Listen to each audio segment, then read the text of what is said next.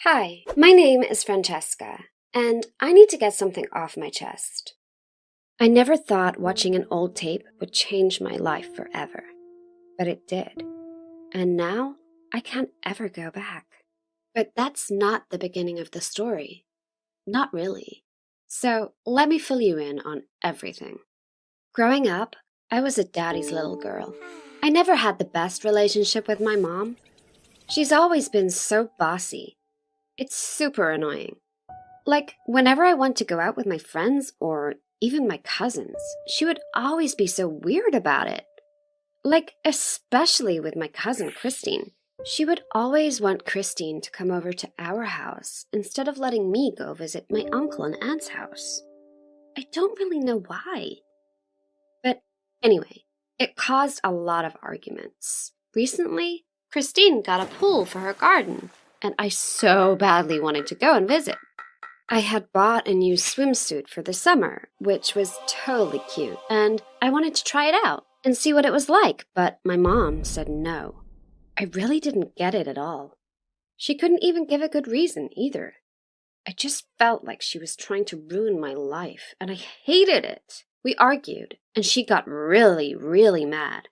She was telling me to stop talking back to her, and that she knew what was best for me because she's my mom and she's always right, blah, blah, blah. In the end, she snapped at me and said I was grounded for a week, but I didn't care. I had already texted Christine and told her I was going to come over to her house anyway. Like I was just going to listen to what my mom says, even when she's totally in the wrong. So, I waited until my mom went out to the mall to meet a friend, and I started to get my stuff together. But I needed a bag to fit my swimsuit and my towel in and everything. I knew my mom had this super cute and expensive Valentino bag that I thought would look really nice. And I was pissed at her, so I thought I'd go raid her closet and use that one. Except when I searched where my mom usually keeps her bags, I couldn't find it. It was so frustrating. And I was really desperate for that bag in particular, so I started digging even deeper in the closet. That's where I found a box of old videotapes with home videos written on it. I got a little distracted from my search because I'd never watched any videos of myself growing up before. So I popped it into my mom's old VCR machine, and I started watching it while I searched for the bag. It looked like a regular kid's birthday party. I heard a few of my relatives on the screen say, "Happy birthday, Francesca!" And I looked up from my search to see that it was me on the screen. I could have only been about 4, and I was so excited to see myself on camera that I forgot about the bag search, and I started to watch the video. There was a clown and balloon animals and cake. I saw all my cousins, my friends, my grandparents, and my dad. But my mom wasn't anywhere to be seen at all. At least, until it was time to blow out the candles on the cake.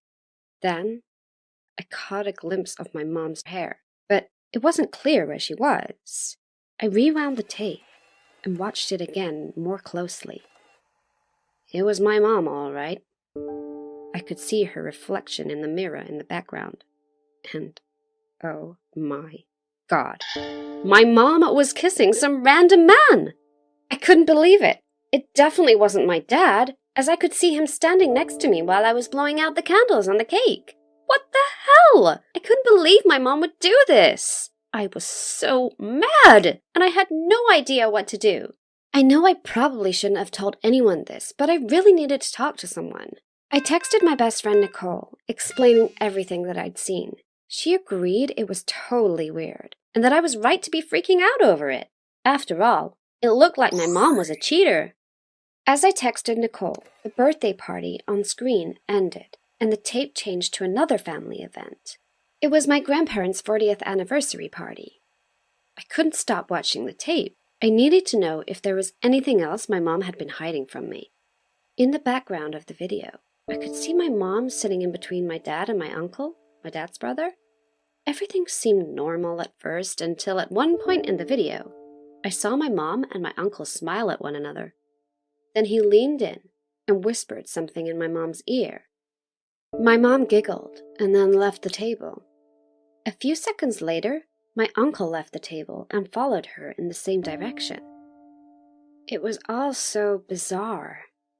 Did my uncle know something I didn't? What were they doing together at my grandparents' anniversary party?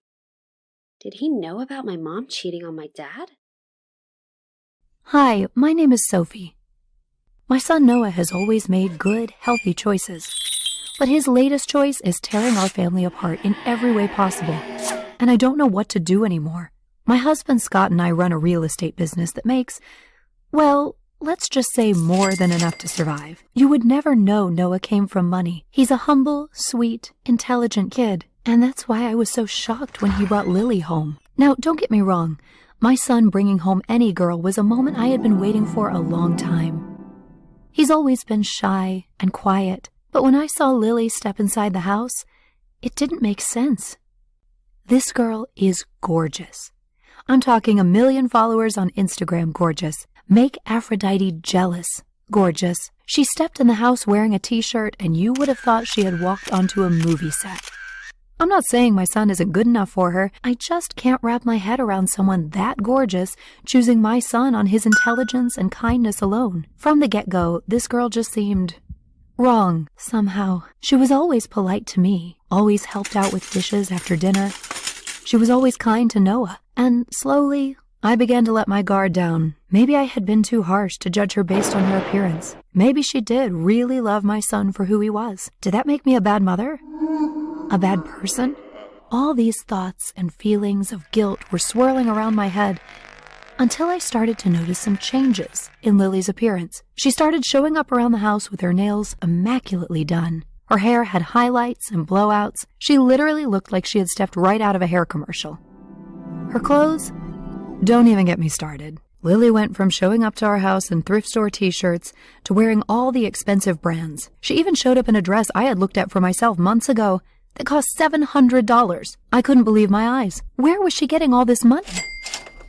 The night after she showed up in the $700 dress, Scott called me into the office. Concern was practically dripping from his every pore. He opened our safe, and the entire top shelf was empty. Not a single dollar. Not a dime. We had been storing $30,000 on that shelf. $30,000 that was meant to support Noah during his college years. All of a sudden, it just vanished. At the same time this girl shows up with a couple $1,000 makeover, that's when the alarm bells started going off. In a fury, I rushed down the stairs, but I stopped just in time to hear Lily and Noah saying goodbye at the door. Lily said she really wanted to go to a nice dinner tomorrow, and Noah agreed to take her to the most expensive place in town.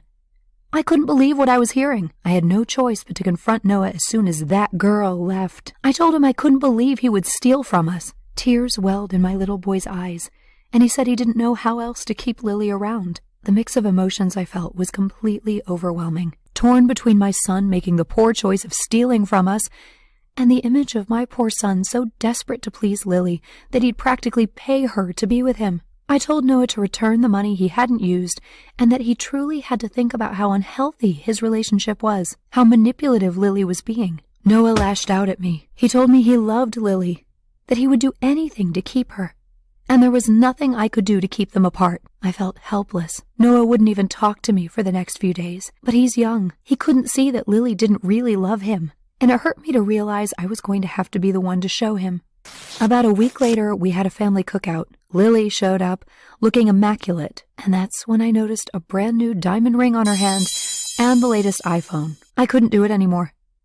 I couldn't stand idly by while my son was being used by this gold digger. Before you judge me for what I'm about to tell you, please just remember, I had my son's best interest in mind. It wasn't hatred for Lily that I was acting on. It was disgust with how she was treating my only child. In front of everyone, I took Lily's phone and threw it in the pool. Gasps came all around us, but I couldn't care less. "Why did you do that?" Lily asked. I told her off. I accused her of being a filthy gold digger, of convincing my son to steal from us, of practically ripping my family in two.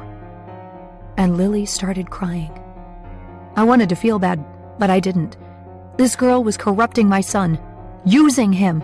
Noah ran to her rescue. That's when the truth really came out, and I felt like an idiot. "Lily never asked me for anything," Noah yelled. "I gave her things because, Well, I wanted her to stay around. I didn't think someone as pretty as her would stay with someone like me. Through tears, Lily said she would return everything and give us back the money. She thought we were okay with Noah buying all the gifts, and she was embarrassed that she couldn't offer our family more. The most shame I'd ever felt was in that moment. Lily loved my son regardless of his money. She loved him for his personality and his intelligence. And neither of us could see through her gorgeous looks and understand that. As for her phone that I threw in the pool without thinking, I was glad to know later that it was water resistant. I'm so glad we finally accepted that. I'm so glad my son found the right girl. And I'm especially glad that $30,000 is back on the shelf.